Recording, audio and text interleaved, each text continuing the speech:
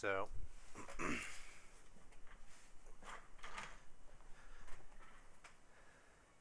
these guys ended up attacking us like like I thought they might. So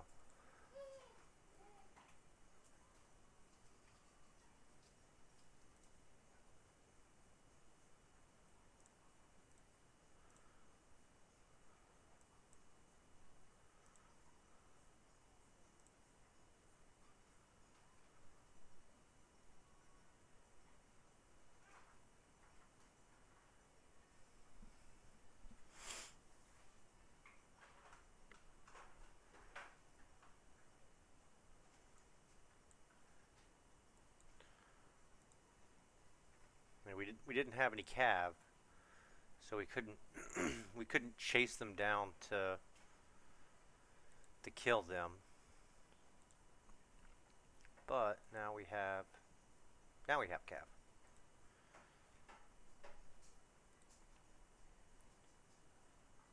So well, we might end up disbanding them. Um, we'll see. We'll take take a look around.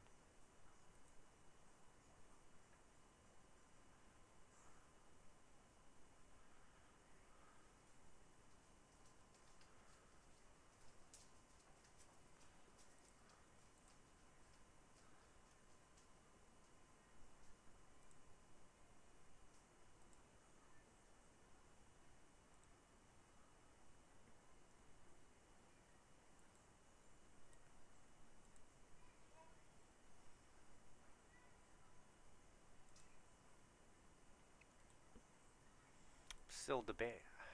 I I thought they were gonna attack us last turn, but they didn't. Um,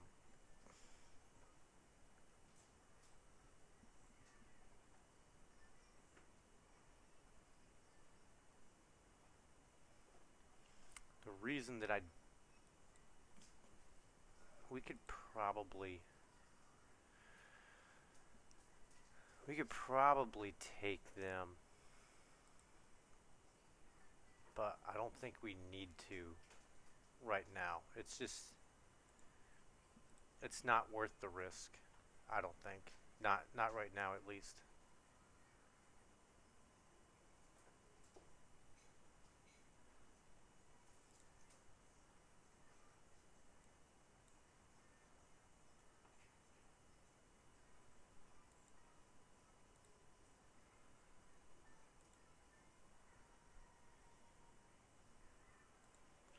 So the other thing is these guys came down. 'Cause they were like right here. They came down and they attacked the two separatist armies that were right here, which is kind of cool because our garrison army here reinforced them, um, and we really didn't have to do anything. Uh, I just held all my guys back and just let their army do all the work. So that was good for us.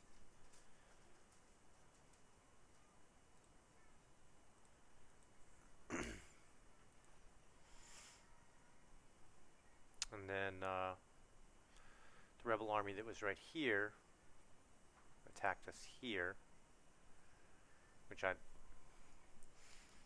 thought they might, which is why we left the army there, just because this garrison was already kind of beat up a little bit. Um, from when the rest of the what is it, Caledonians or whatever, where they attacked here. So our garrison was pretty beat up, which is why I moved the army there because I knew there's that rebel army right here. What we're going to do is we're actually going to move these guys here because we're still at war with the Jutes, and it's actually kind of strange because normally by now somebody will have come down and attacked us here, and nobody has yet, which I'm not complaining about it, but it is kind of odd.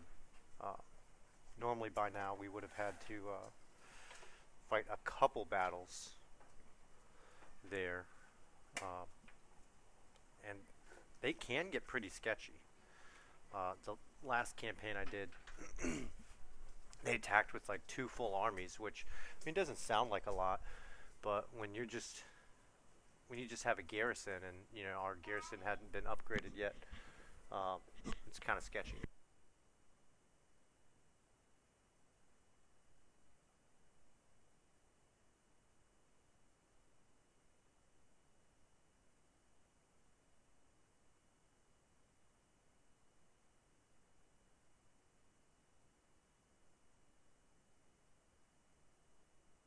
So the other nice thing about fighting all those rebellion battles is as long as it's just a normal garrison,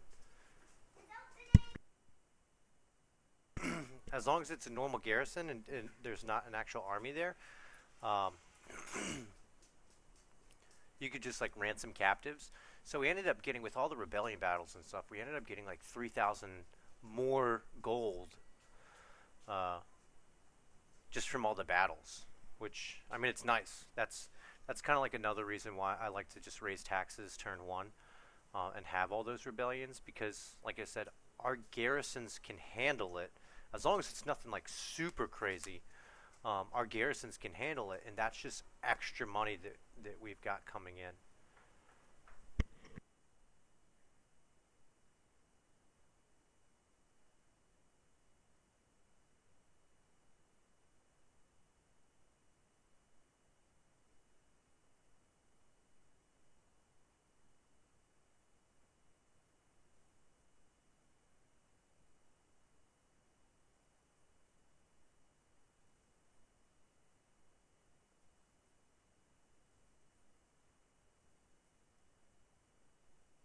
So I know I said we were going to do this. We're going to take care of this, but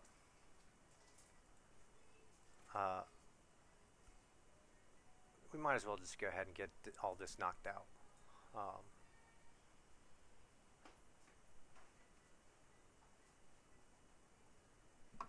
and then we'll do.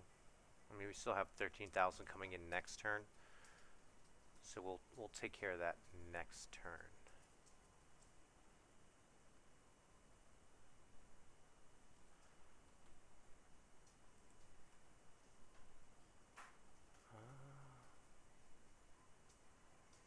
Is this guy really attacking us here?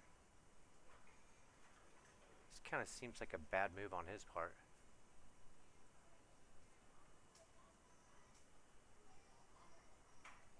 There we go.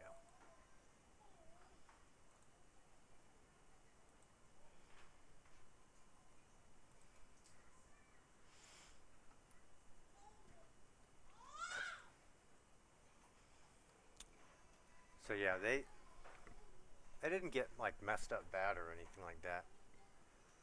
Um, let's see.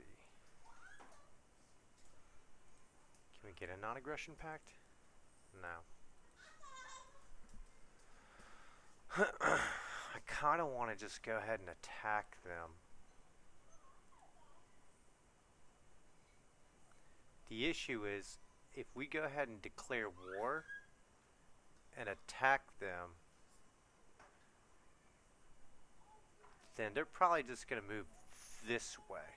And what I don't want them doing is I don't want them like attacking here. Um, so what we're going to end up doing is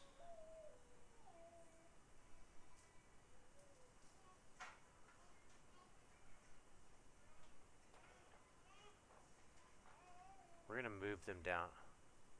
We're going to move down here.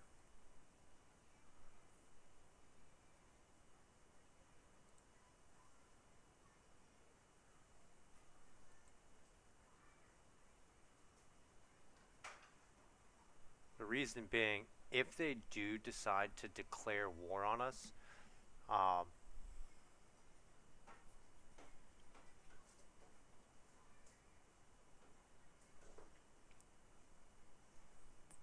they won't be able to come back up this way without attacking us. and it's not like they're gonna like move up here and like bypass us and then declare war. Like how the AI always does it is whenever it's their turn, like they'll just like declare war on you at the beginning of their turn. And once they've declared war, they're not going to be able to move out of here since they're in our like little sphere of influence or whatever you want to call it. Um, so I'll actually just end up moving them here.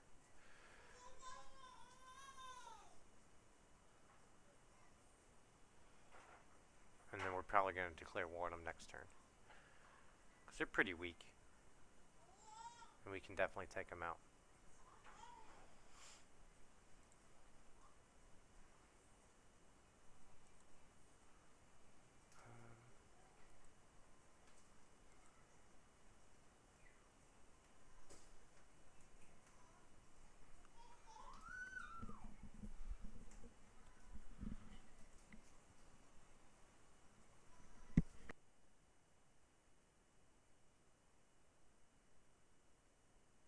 Kind of surprised they haven't attacked yet. But it's probably best for them not to because this is an awesome settlement to defend. Because it's one of those ones that has like the, just like how, for those of you who are familiar with Western Roman Empire, um, you have those settlements where it has the bridge and you can kind of just like run across the bridge and then the enemy has to attack you across the bridge. Um, that's how this is. It's that, but a city, so it has walls and stuff like that, and then it has like the towers by the bridge, and it's just it's a really easy place to defend. The only times I've ever had issues here is when the Huns come and they'll like lay siege to it and they won't attack, which is super frustrating because I wanted them to attack because I know if they attacked, I'd be able to like wipe out all of their armies, but they don't.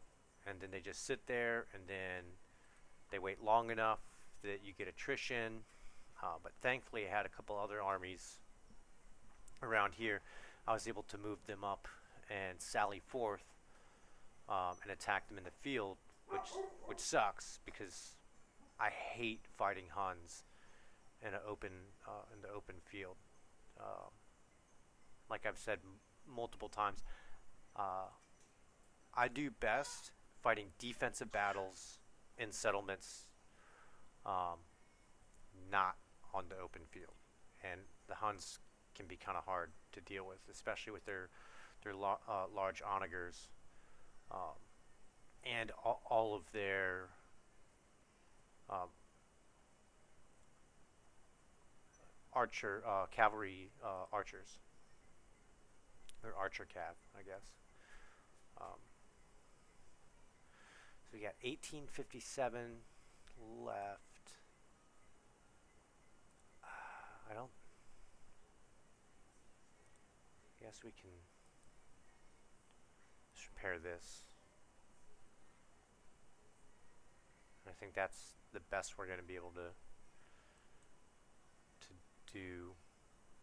I don't think there's really anything like super pressing going on that we need to um, worry about. Just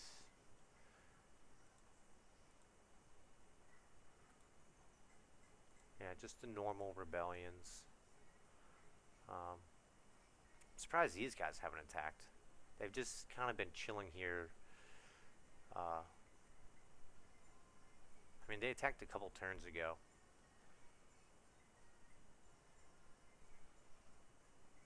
I almost wish that they would just hurry up and attack so we can wipe them out, because the longer the secessionists are around, we get this penalty. So public order -3, which doesn't really matter for us, but I'd rather just not have to deal with the civil wars, which is it's going to happen.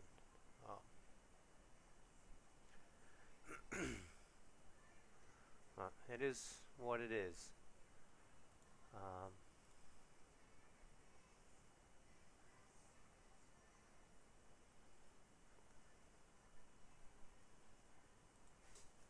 if we can do anything with the diplomacy.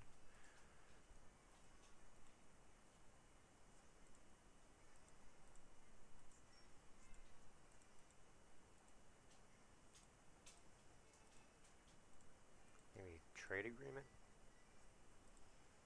No.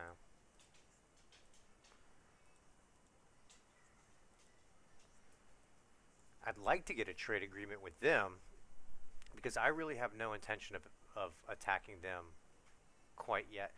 So our plan is we're not going to expand eastward in Europe until after we've killed Attila.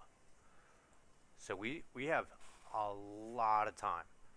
Um, like I said, just all of this right here, this whole eastern border, to include this settlement right here, um, we're just going to turn into a fortress.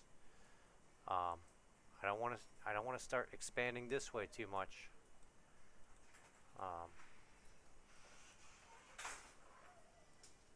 but yeah, we're just gonna.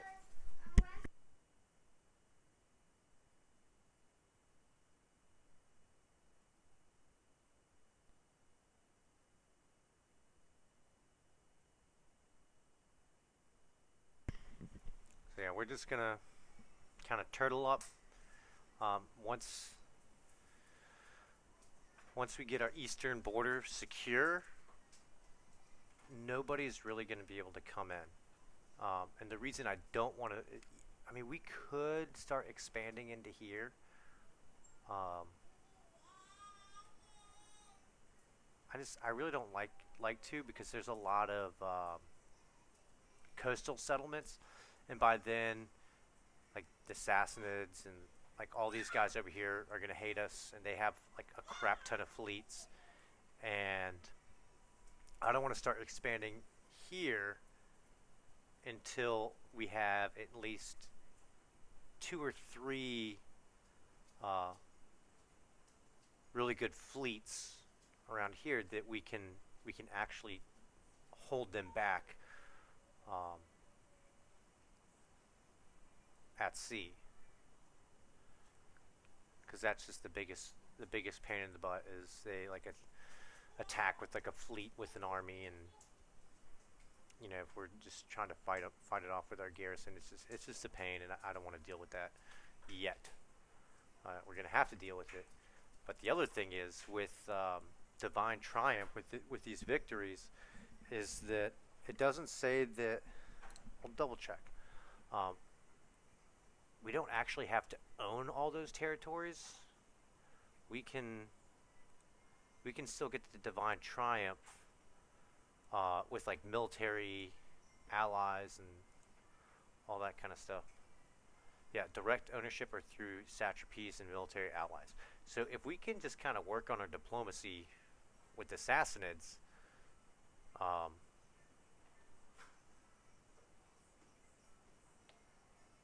then what is this? Dang, 40 different factions. Um, then that'll just help us out. I'd rather not have to fight them um, if we don't have to.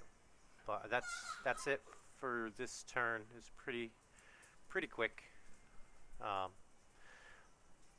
once we've kind of dealt with a lot of the like once we've gotten everybody out of our borders, we've built up our eastern border, and we've stabilized our public order. The turns are going to go by really fast because we're not going to be fighting rebellions. Not that I make a video for all the rebellion battles, just because, like I said, who wants to watch all those battles? Because it's the same battle every time. The only thing that changes is the settlements, but there's only like a handful of different settlements, and so it's just not. It's more of a pain than it's worth, I think, to do all those videos.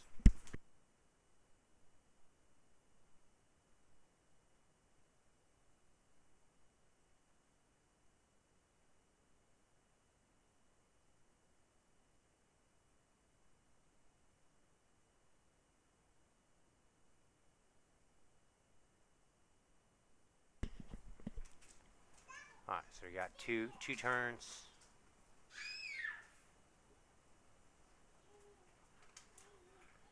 Yeah. I think after we've researched this, that's when we're gonna just kind of sprint to this because we need that fortified town. But that's it for this video. Unless there's like a crazy battle during the end turn, then we'll pick up next turn, which I think is turn 12. And this is might be turn 12. I think it's turn 13. Yeah. All right. See you turn 13.